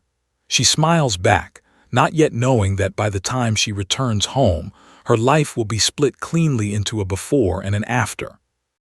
That night she sleeps in a lodge perched among the branches, Retops, a place where visitors can watch wild animals below. Elephants move like silent shadows under the moon. The forest murmurs and shifts. Somewhere, a lion roars, low and distant. She goes to bed a princess. Back in England, the air is colder. The winter sky presses low over Sandringham, where King George VI has sought rest. He has never quite recovered from the war. The strain of being a wartime monarch, the speeches, the visits, the decisions, the bombings, has taken a quiet toll. His heart and lungs are tired. On the night his daughter sleeps in Africa, he sits by the fire, wrapped in a blanket. His breathing is shallow. A small dog curls at his feet. Photographs of his family rest on a nearby table, his wife, his daughters. Elizabeth's face looks out from the frame with that steady, thoughtful gaze he knows so well. In the early hours of the morning, as the world outside lies still and dark, the king's heart simply stops. There is no fanfare, no last speech, no dramatic gesture, just a final breath and the silence that follows. The message begins to move quietly at first, along the secret paths reserved for news that is too heavy to carry openly. A phone call, a telegram, an urgent knock at a door in Kenya where the British official in charge has gone pale. How do you tell a daughter that her father is dead, and that she is now a queen? Elizabeth is on the lawn when they come for her, watching monkeys move through the trees. Birds call overhead, their wings catching the sunlight. "Ma'am," one of the officials says, his voice unusually formal, "may we have a word?" She turns, reading something in his face that sends a small chill through her, even in the warm air. Inside, someone closes the door. The words are simple, "Your father, the king, has died." For a moment, everything else goes silent, the birds, the insects, the footsteps outside. In her mind, images flash. His familiar figure at his desk, the way his eyes crinkled when he smiled, the sound of his voice fighting through its stammer to speak to the nation. The last goodbye at the airport when she turned and waved, believing she would see him again. Then a second sentence, spoken with great care. "You are now Her Majesty the Queen." The two truths, grief and duty, slam into her at once. She is 25. She feels suddenly both very young and impossibly old. Her first instinct is not about ceremony. It is about her father. She asks questions through a fog when, how was he in pain? Answers come, but they feel distant like voices through water. Then the machinery of monarchy begins to move. Plans are made for her journey home. Luggage is repacked. The tour, that hopeful, outward-looking journey through the Commonwealth, is cut short. A new journey, far heavier, begins. On the flight back to England, Elizabeth sits in a small, closed space high above a world she will now rule. Clouds drift past. The engines hum. She looks down at her hands, noticing that nothing about them has changed, no ring has vanished, no sudden mark has appeared, and yet nothing about her will ever be the same. Philip sits beside her, his face drawn but composed. He had once promised her a life of partnership, adventure, something almost normal within the strange edges of royalty. Now he understands more clearly than ever. He has married not only a woman but an institution. "I'm so sorry, Lilibet," he says softly. She nods, eyes shining but dry. Grief settles in her chest like a stone. Beneath it, something else takes root. The shape of a vow she made as a young woman, promising to devote her whole life, whether it be long or short, to service. It appears it will be long. When the plane lands, the sky over London is a dull gray. The wind cuts through the crowd that waits by the runway. Officials stand ready. Courtiers, military officers, staff, all of them prepared to face a woman who has lost a father and gained a crown in the same breath. She descends the steps in mourning black. She is met with bows, curtsies, and the new form of address that still feels too large for her skin. "Your Majesty." Philip steps back, now required to follow 2 steps behind. It is a small distance measured in feet, but an enormous one in meaning. He has become, in an instant, not just a husband, but the consort, supportive, secondary, necessary, yet not central. The crown has decided the choreography of their marriage. The day of her coronation, years later, is bright and glittering in a way that seems almost at odds with the quiet sorrow that still threads through her memory. Westminster Abbey stands dressed in centuries of tradition. Trumpets sound. Robes sweep along stone floors. The air inside is thick with incense and the murmur of ancient words. Outside, crowds cheer, their voices rising like a great exhale after years of rationing and post-war hardship. As Elizabeth walks up the aisle, the weight of the velvet robe pulls slightly at her shoulders. Every eye is on her. Cameras, carrying images into homes around the world, capture each step, each gesture. The ceremony has been carefully rehearsed, yet there is a moment no rehearsal can truly prepare her for. The anointing. Behind a small canopy, the archbishop's fingers brush sacred oil on her forehead, her hands, her heart. In that hidden space, she feels utterly exposed, not to the cameras, not to the crowd, but to the idea of the crown itself, the centuries pressing in. This is no longer just a role, she thinks. It is a kind of vow that will swallow almost everything else. When the crown is finally placed upon her head, it is heavier than she imagined. The jewels catch the light, throwing sparks of color. The pressure of the metal settles into her neck, her spine. The House of Windsor, born from war and crisis, now has its second fully crowned monarch. But unlike her grandfather, who chose the name, or her father, who never expected to wear it, Elizabeth takes it on with a fierce, almost stubborn determination. She will not be the one to let it fall. What she cannot yet see is the long series of quiet costs this promise will demand of her husband, her children, and the private woman behind the public figure. For even as the crowds shout, "Long live the Queen," somewhere in the shadowed corridors of the future, a little boy will grow up under the same roof, watching his mother belong not just to him, but to the world. And his name is Charles. In the early years of her reign, Elizabeth learns that time itself bends differently around a crown. Days fill with red boxes, those lacquered cases of government papers that arrive with the steady, relentless rhythm of the tide. Each contains decisions, briefings, signatures needed. They are placed on her desk in the morning and taken away at night, only to return again. The rustle of paper becomes as constant as her own breathing. She meets prime ministers in rooms that smell of polished furniture and strong tea. Churchill, with his rumbling voice and dramatic pauses, treats her with a mixture of grandfatherly affection and deep respect. Later, others come, each with their own style, their own ambitions, their own view of the world. Yet the crown does not change. The country expects consistency from her, even as it accepts change from them. At home, behind the palace walls, life does not stand still either. Charles is born in 1948 when she is still a princess. Anne follows in 1950. Andrew and Edward will come later when the crown is already on her head. The nursery fills with small shoes, with laughter, with the soft thump of toys dropped on carpets. Yet even there, the rhythm of monarchy intrudes. Official visits pull her away. Tour across the Commonwealth stretch not for days but weeks and months.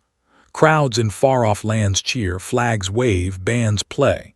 People sing "God Save the Queen" in voices full of pride and hope. She smiles, shakes hands, listens, nods. Then in quieter moments, she studies photographs of her children, noticing how much taller Charles looks, how Anne's face has changed, how quickly time is moving without her. On her first long Commonwealth tour as Queen, she spends months traveling through countries still bound to Britain, though the bonds are beginning to loosen.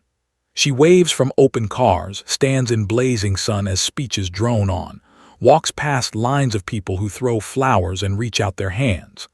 The air smells of dust, spices, ocean wind, city fumes, 1,000 different scents from 1,000 different streets.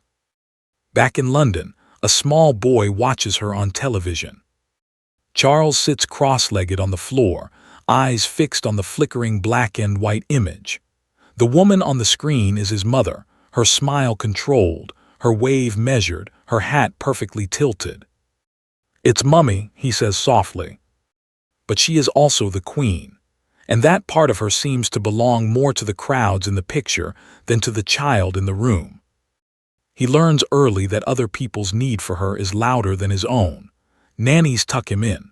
Tutors correct his handwriting. Courtiers decide his schedule. There is love, real love, in the family. There are kisses on the forehead, hands held for a moment longer than protocol strictly allows. But there is also distance, enforced by tradition and reinforced by habit. The crown, he begins to understand, is not just an object. It is a wall. As the 1950s soften into the 1960s, the world changes faster than palaces were built to handle. Television brings images of rock bands, protests, new fashions into ordinary homes. The old respect for institutions begins to fray around the edges. People still stand for the national anthem. They still line the streets for royal processions. But behind closed doors, at kitchen tables and in smoky pubs, more and more of them ask questions they once swallowed. What do they actually do? Why do we still have them? What's the point of all that gold and ceremony when some of us can't and barely pay the gas bill? Inside the House of Windsor, there is a quiet effort to seem more human, more accessible. Cameras are allowed in more often. A famous documentary is made, showing the royal family barbecuing, eating breakfast, joking in slightly awkward ways. It is meant to bring them closer to the public. Instead, it opens a door that can never quite be closed again. People see the Queen as a mother, a wife, a woman who pours her own tea sometimes. They like it, but they also start to expect it. The mystical distance that once surrounded the monarchy begins to thin. Charles grows into a sensitive, uncertain young man caught between eras. He is sent to schools that promise to toughen him, harsh landscapes, cold showers, long runs that leave his legs aching. He writes letters home about his misery, about bullies, about loneliness. The stiffness of the institutions he lives in seems designed to squeeze the softness out of him, to shape him into the kind of man a future king should be. But inside, he remains dreamy, thoughtful, drawn to music and poetry and the quiet beauty of gardens. He feels things deeply, carries hurts longer than he wants to. When he stands beside his mother on the balcony, waves to cheering crowds, he feels the invisible line between them as much as the physical space. She loves him. That is not in doubt. But her love has been trained to march alongside duty, not walk ahead of it. On the day he is invested as Prince of Wales, the ceremony at Caernarfon Castle is rich with symbolism and spectacle. The air smells of damp stone and wet flags. Welsh voices rise in song. Cameras capture the moment the ancient title is formally laid on his shoulders. Elizabeth watches, eyes shining, as he speaks in Welsh to the crowd. She feels pride. She also feels a prickle of worry. He looks nervous, exposed. The role he is taking on is not just a line of words. It is a promise to a future that has no clear shape. In private, Charles often feels like a man walking on a bridge that was built before he was born, one that stretches forward into a fog he cannot see through. The world outside the castle walls is changing again. The 1970s and 1980s bring new forces, tabloids with long lenses and clever headlines, celebrity culture, a hunger for personal stories rather than polished images. The monarchy, still wrapped in ritual, begins to look both fascinating and out of step. Elizabeth continues her steady work, visiting factories, shaking hands, opening hospitals, traveling to far-off nations, reading those endless red boxes. Her face on coins and stamps seems as fixed as the moon. But inside her own family, the same question that tormented her uncle and reshaped her father's life is slowly beginning to pulse again. faint at first. Can you be truly yourself and still be royal? Charles, reaching the age when marriage is expected, feels the question more sharply than anyone.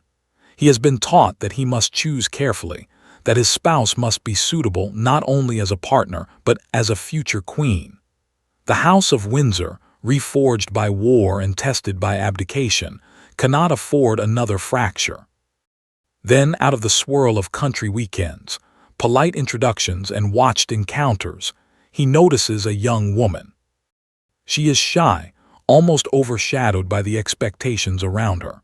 Her eyes are wide, her smile hesitant, but when she laughs, it lights up her whole face. She seems untouched by the cynicism of the time, as if she has stepped out of an older story where princesses still believe in fairy tales. Her name is Diana. Neither of them can know, in those first quiet meetings, how violently their private hopes will collide with the public hunger for a fairy tale, and how the cameras, the headlines, and the weight of Windsor history will twist that fairy tale into something far more fragile and far more tragic than anyone expects. At first, Diana seems like a soft answer to a hard question. She is young, barely out of her teens, with a kind of open-faced innocence that makes cameras love her instantly. In photographs, she appears almost luminous, head tilted slightly down, eyes looking up through her fringe, a hint of shyness pulling at the corners of her mouth. The public, weary of inflation and strikes and headlines filled with grim politics, responds to her like a cool breeze on a stifling day. For the palace, she appears to tick all the necessary boxes. She is of good family, if not quite ancient royal blood. She is Anglican. She is unmarked by scandal. She is fertile-looking, as one old-fashioned courtier remarks in a whisper that feels like something out of another century. Most importantly, she is willing, or at least seems willing, to step into the role that history and duty have carved out for her.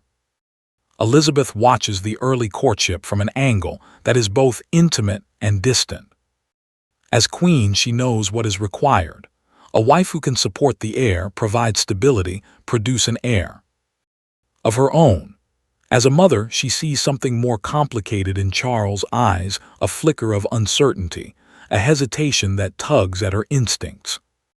"Are you sure?" she asks him once, in a quiet room where the only witnesses are thick curtains and old furniture. He looks down at his hands, long fingers twisting together. I like her very much," he says, the words careful. "She is kind, the family approves, the public adores her already, it's suitable." Suitable. The word hangs in the air, noticeably lacking fire. Elizabeth knows that her own marriage began with love grown, not love at first sight. She remembers the letters to Philip during the war, the long patience of waiting.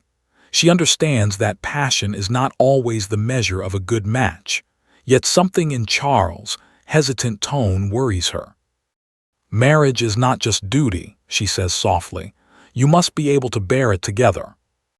He nods, but his eyes slide away, towards a window where the gardens lie bathed in pale light.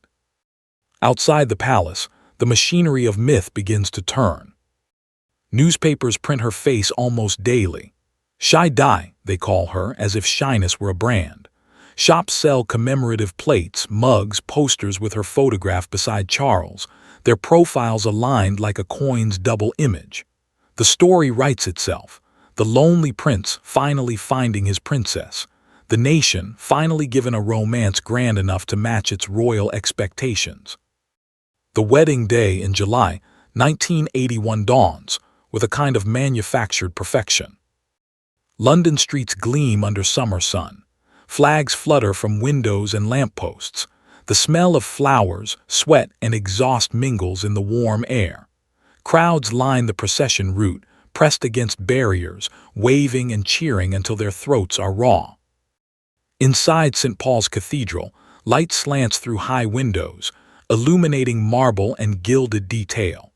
The building hums with the rustle of fabric, the soft murmur of important people finding their seats. Cameras nestle in corners and on platforms, eyes of glass ready to send the spectacle into millions of homes around the world. Elizabeth stands in her robes, watching as her eldest son waits at the altar.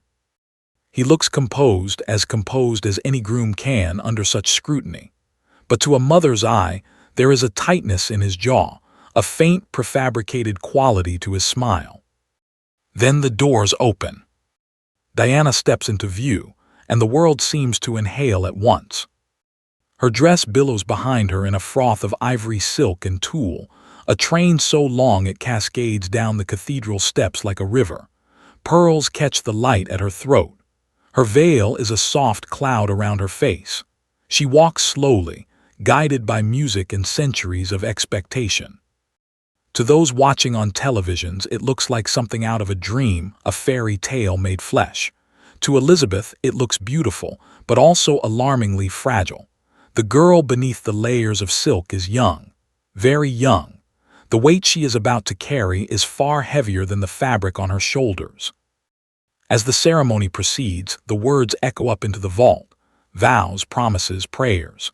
There is a momentary stumble. Diana says Philip Charles instead of Charles Philip, and a ripple of laughter moves through the congregation. It feels endearing, human. Yet to Elizabeth it is also a tiny, telling crack in an otherwise perfect veneer. A reminder that this is not a storybook illustration, but two real people, both already bending under the weight of what is expected from them. When the Archbishop pronounces them man and wife, the applause swells like a wave. On the balcony of Buckingham Palace later, Elizabeth stands with the newly married couple as they face a sea of faces. The roar of the crowd rises up, a living sound that vibrates in the stone under their feet. Flags ripple. Camera shutters click like a chorus of mechanical insects. Charles and Diana kiss, a brief, slightly awkward, very public kiss, and the crowd explodes in delight. For a moment, the House of Windsor glows. Here, at last, is what the monarchy does best when it works. It gives people a shared story, a moment to feel connected, not by politics or policy, but by something older and harder to define, the sense of belonging to a continuity that stretches back through wars and coronations and funerals. Elizabeth looks out over the cheering multitude and feels a swell of complicated emotion. Relief that the day has passed without disaster, hope that this union might steady the future, gratitude that her son has taken this step, and something else, a faint, persistent thread of unease like a cold current beneath warm water. She has seen enough of life to know that fairy tales are rarely as simple as they appear. In the months and years that follow, she watches with a mixture of pride and concern as Diana becomes not just a princess, but a phenomenon. Crowds scream her name. Photographers chase her everywhere, down streets, up steps, even into private spaces that ought to be sacred. Her fashion choices are analyzed. Her smiles are dissected. Her slightest signs of sadness become fuel for speculation. Charles, once the central figure when he appeared in public, often finds himself physically and metaphorically pushed to the edge of the frame. The monarchy has been given something it did not fully plan for, not just a future queen, but a global star. From her vantage point as queen, Elizabeth senses a new kind of tension forming, not just between husband and wife, but between the institution and the insatiable appetite of the modern media age. The cameras that once stayed at a respectful distance now lean in far closer than anyone ever intended. In private, she continues her work with unstoppable steadiness. The audiences, the tour, the papers, the small, precise gestures that keep the wheels of monarchy turning. In public, she offers no commentary on her children's marriages. That has never been her way. The crown requires composure, not confession. But in the quiet moments, alone with her thoughts, she cannot avoid a hard truth. The cost of the crown did not stop with her. It is being passed on to Charles, to Diana, and soon, inevitably, to William and Harry. Duty has sustained the House of Windsor through war and abdication. It has given them purpose. It has kept them standing. But as the 1980s deepen, and the flashbulbs flare brighter around the crumbling edges of a royal marriage, a question begins to take shape around Elizabeth's long, steady reign. What happens when the institution she has spent her life protecting is threatened not from outside, by bombs, revolutions, or armies, but from within, by unhappiness broadcast to the world? The answer to that question will arrive with the fury of scandal, the pain of broken vows, and the shock of a tunnel in Paris lit by emergency lights and sirens. And on that night, the House of Windsor will face a crisis not of survival alone, but of its very soul. The cracks begin quietly, as they always do. Inside the high-walled palaces and grand country houses, the signs are small at first, a look that lingers a moment too long on the floor, a silence at dinner that stretches just a bit too wide, separate doors closing at the end of the night. Diana's bright laughter, once effortless, becomes more brittle at the edges. Charles' shoulders stoop slightly under an invisible weight. The public still sees the beautiful photographs, the smiling couple with their two sons, William and Harry, on the steps of Highgrove, or skiing in the Alps, or waving from a yacht. But the camera cannot capture the arguments that come after the flashes fade, the tears behind slammed bathroom doors, the accusations whispered in locked bedrooms. Elizabeth does not witness every moment, but she feels the shift. She hears the reports couched in the careful language of courtiers. "There is some unhappiness, ma'am. The prince and princess are under strain. They are leading rather separate lives." Her instinct, shaped by a lifetime of duty, is to endure rather than intervene. She has always believed that private storms should be weathered privately. Her own marriage, though strong, has required compromise, patience, forgiveness. She assumes, or hopes, that time and effort will bend this younger couple toward stability. But the age has changed. Where her troubles were shielded by respectful press and limited technology, Charles and Diana live under a lens that never blinks. Photographers follow them into car parks, through airport terminals, even as they leave hospitals and churches. Journalists bargain for stories. The details of their private pain become fodder for front pages. There is another name, one Elizabeth has been aware of for years, that moves at the edge of all this: Camilla. To the Queen, she is first a figure in the background, later a presence impossible to ignore. Charles' long-standing attachment to her complicates everything. What might once have remained a discreet, whispered matter in aristocratic circles now leaks into tape recordings, into transcripts, into headlines so crude and intimate that even hardened courtiers wince. "It is not just a marriage," one advisor says carefully. "It is the image of the monarchy itself, ma'am. People are asking, what example is being set?" Elizabeth listens, her face unreadable.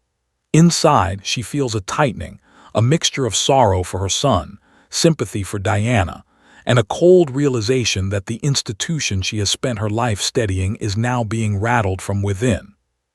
1992 comes like a gathering storm. It is the year that will later be branded, in Elizabeth's own famously underplayed words, her annus horribilis, her horrible year. A separation is announced between Charles and Diana, another between Andrew and Sarah. Princess Anne's marriage dissolves. In November, Windsor Castle catches fire. Flames leap from the ancient timbers, smoke pouring into the sky like a dark banner. Firefighters swarm the grounds. The air smells of burning oak and wet stone. Elizabeth walks through the blackened rooms afterward, her footsteps echoing in spaces that once gleamed with polished wood and gilded frames. Charred rafters, fallen beams, soot-streaked walls. The damage feels almost symbolic, as if the very house that bears her family's name has been struck in sympathy with its troubles. She stands amid the rubble, face stern, eyes glistening just enough to betray the depth of what she feels. Later that year, in a speech at Guildhall, she refers to 1992 as her annus horribilis. The phrase is dry, almost wry, but beneath it lies real pain, People laugh a little in recognition. They too have had bad years. In that small admission of struggle, she becomes for a moment less remote, more human. But even human understanding has limits. As the 1990s continue, Diana steps more fully into her own power. She visits hospitals and hospices, holds the hands of AIDS patients when many still recoil in fear, walks through minefields in Angola wearing a visor and flak jacket. Cameras follow, capturing images that cut through cynicism. She looks at people not as crowds but as individuals.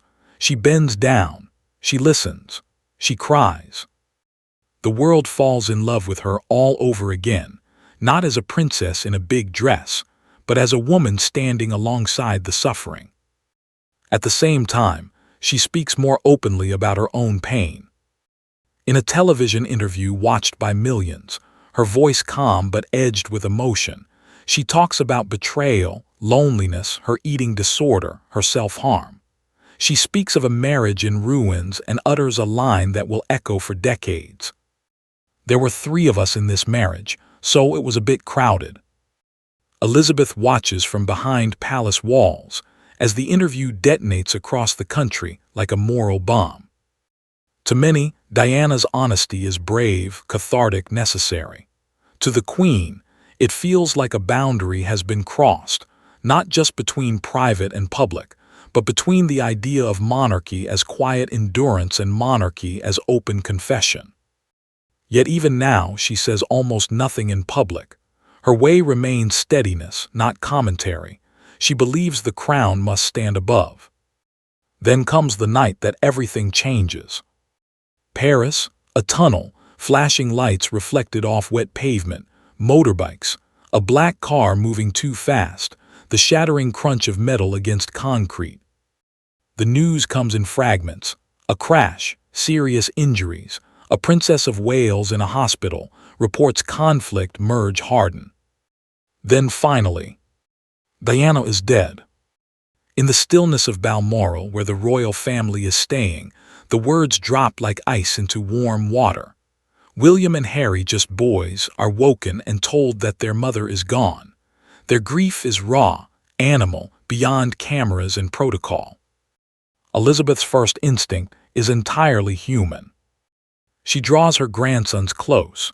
She shields them within the stone walls and deep forests of Balmoral, believing that what they need most is privacy and protection. The television cameras and microphones, she decides, can wait. Her priority is the boys. But the country sees something else. In London, mourners gather outside Kensington Palace and Buckingham Palace. Flowers pile up, a sea of color and scent. Candles flicker. People weep openly, shocked by the suddenness, the violence, the unfairness of it. They look up at Buckingham Palace and see no flag at half-mast, no visible royal presence, no queen speaking to them in their grief. Newspapers, once cautious, grow bolder. "Where is our queen?" some demand. And anger begins to simmer, born of pain and confusion. To many, Diana had seemed more emotionally accessible than the royal family ever was. Now, in their darkest shared moment, they expect a response that matches that emotional depth. Inside Balmoral, Elizabeth is told of the headlines, the mounting criticism. She feels torn in two, between the grandmother comforting grandsons who have lost their mother and the sovereign whose people expect a symbol of shared mourning. For perhaps the first time in her reign, the choice between family and nation feels like an almost unbearable split. At last she returns to London. The flag above Buckingham Palace is lowered. She walks among the flowers outside the gates, reading the notes, seeing photographs of Diana taped to the railings. People watch her with a mixture of anger, curiosity, and hope. One small girl, clutching a bunch of flowers, hesitates. Elizabeth pauses, nods, speaks softly. The moment is captured by cameras and beamed to millions. Then, in an unprecedented step, she addresses the nation live, not as a distant monarch, but as your queen and as a grandmother. Her voice is as calm as ever, but there is a softness in it, a tremor of feeling. She pays tribute to Diana. She speaks of her warmth, her energy, her love for her sons. She acknowledges the grief that has swept the country and admits that the reaction has been extraordinary. In the homes of those who watch, something shifts. The anger does not vanish, but it eases. The Queen has spoken, not from behind the impenetrable walls of tradition, but from within the shared human space of loss. In that moment, the House of Windsor survives a crisis that might have broken it, but it does not emerge unchanged. A line has been crossed. The monarchy, to endure in this new age, must show not only duty but visible emotion. It must bend if it wants to avoid breaking. Elizabeth, who has sacrificed so much of her own private self to protect the crown, now sees with painful clarity that the cost of the monarchy's survival is not only her own. It is being paid by every member of her family, sometimes in public, sometimes in headlines, sometimes in tears cried alone. And even as the flowers outside the palace gates begin to wilt and fade, another storm is already forming in the future. One that will test not just the crown's ability to endure scandal, but its capacity to reinvent itself in a world that no longer bows without question. Its name will be written in new words, tabloids, social media, Megxit. But before that, the story must return to the woman whose life and death cracked the House of Windsor open to the world.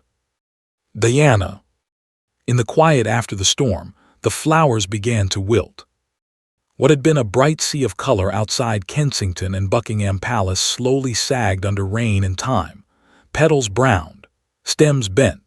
The sharp, sweet smell of fresh blossoms faded into something heavier, sour at the edges. Work crews moved carefully among the mounds, trying to keep pathways clear, reading the soaked, handwritten notes before they were lost. Inside the palaces, the family tried to move forward in a world that felt slightly off its axis. Elizabeth returned to her routines with almost defiant steadiness. The red boxes, the audiences, the visits, the same practiced walk, the same controlled smile, yet the air around her had changed. People looked at her a little differently now, not with less respect, but with a new expectation. They had seen a glimpse of her as a grandmother, as a grieving figure, and they wanted that humanity to surface more often. She knew it, and she understood, even if she did not always like it. In the years after Diana's death, the monarchy pulled itself toward a quieter, more measured presence. The Queen embraced small gestures that spoke loudly, visiting community centers rather than simply opening grand halls, shaking hands in ordinary streets, allowing more informal photographs. She smiled more readily in public, the lines around her eyes deepening into something warm rather than distant.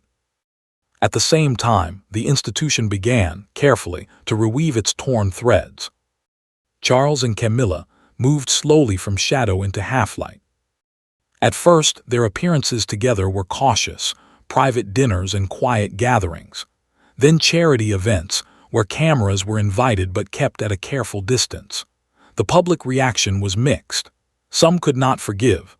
Others, having lived through their own complicated relationships, were more willing to accept that even princes might stumble and try again. Elizabeth watched this gradual shift with a mixture of pragmatism and instinct. She had always believed that personal feelings must bend to the crown. Yet she was also a mother who had seen her eldest child's unhappiness radiate outward until it shook the throne. When Charles asked for her blessing to marry Camilla, it was not a simple decision. It meant asking the country to accept a woman who had once been cast as the villain in a very public story. In the end, the Queen gave her consent, not with fireworks or effusive speeches, but with the quiet, deliberate approval that matters most in royal life. Her presence at the wedding reception, her gradual warmth toward Camilla, sent a clear message. The House of Windsor was choosing reconciliation over permanent fracture. Around them, the world continued to speed up. Newspapers began to compete with something faster, sharper, less controlled: the internet. Stories no longer had to pass through editors alone. They could explode across screens in minutes, fueled by rumor as much as fact. Social media offered everyone a platform and demanded constant images, constant access. The monarchy, an institution built for ink and ceremony, found itself squinting into the cold, bright light of a digital age. Elizabeth, by now well into her 80s, adapted in the only way she knew, by continuing to show up. Day after day, year after year, she cut ribbons, opened schools, visited disaster sites, thanked volunteers, read speeches. Her face, once fresh on coronation day, bore the full map of her years. But that seemed only to deepen people's attachment. She had quite simply been there through governments, crises, wars, weddings, funerals, scandals, and celebrations. Constancy became her greatest gift. Yet even constancy has a cost. Behind palace doors, her children's lives remained complicated. Andrew's ties and choices would later darken into scandal far beyond the usual gossip of the press. Anne divorced and remarried. Edward struggled to find a clear path in the shadow of his siblings. Charles, forever waiting, grew older in the role of heir, a prince in late middle age, still standing just outside the frame of ultimate authority. And beyond them, another generation grew up. William and Harry. Elizabeth watched them with a kind of double vision. They were her grandsons, boys who played on the lawns, who clung to their mother's skirt once, then to their father's hand, then to their own choices. But they were also future symbols, the living bridge to the 21st century. She saw in William a steadiness that reminded her, painfully, of his grandfather, a sense of reluctant duty coupled with a quiet resolve to make some good of it. In Harry, she saw the spark of restlessness that had once flickered in Edward VIII, a hunger for life unscripted, for meaning on his own terms. The lessons of the past hung over them like a faint echo. What happens when love and duty pull in opposite directions? What happens when the story the public wants does not match the truth behind palace walls? As the 2000s unfolded, Elizabeth reached milestone after milestone, her golden jubilee, her diamond jubilee, her 90th birthday. Crowds filled the mall waving flags, watching flypasts of planes roaring over the palace roof. They sang, they cheered, they lit beacons across hills and cities. Many who had once questioned the monarchy now admitted, if only grudgingly, that they could not imagine Britain without this small, elderly woman in bright coats and matching hats. She had come to represent something beyond politics, beyond even tradition, a kind of quiet, stubborn endurance. But the question of what would happen after her remained. Charles waited. Camilla slowly transitioned into an accepted, if not universally adored, figure. William and Catherine presented a new image of royal partnership, more relaxed, more modern, their young family photographed in jeans as often as in formal wear. Harry, searching, found purpose in the military, then later in charitable projects close to his heart. To the public, it sometimes looked as if the monarchy had settled into a gentler shape, less grand, more human, still flawed but trying to be better. Inside, Elizabeth knew better than anyone that appearances are only part of the story. She felt her own strength slowly ebbing. The long days grew longer, the stairs steeper. The weight of the crown, invisible most days, but always there, pressed heavier on shoulders that had carried it for far longer than she ever expected. On some evenings, sitting by a window in Windsor or Balmoral, she would look out at the fading light and think of all that had passed since that day in Kenya. Wars, murders, weddings, divorces, fires, car crashes, addresses to a nation in shock, in celebration, in need. She had given so much of herself to the role that sometimes she wondered in the most private corners of her mind, where Elizabeth the woman ended and Elizabeth the Queen began, or whether, long ago, they had quietly merged into one. Still, she carried on. Right to the end, she fulfilled her core promise, to serve, to remain, to stand as a fixed point in a world that never stopped spinning. And when she finally left, When the black hearse moved slowly through streets lined not with cheering crowds, but with people standing in hushed, tearful silence, the loss felt not just like the end of a reign, but the end of an era. Yet even as her coffin was lowered, the crown rested on a velvet cushion nearby, waiting. Waiting to be placed on another head, waiting to demand new sacrifices from a new sovereign, waiting to test again how far this family could bend without breaking. For all its pomp and ceremony, all its gold and song, the House of Windsor at its core remained what it had always been. A family trying to live under a weight the rest of the world could only watch from outside.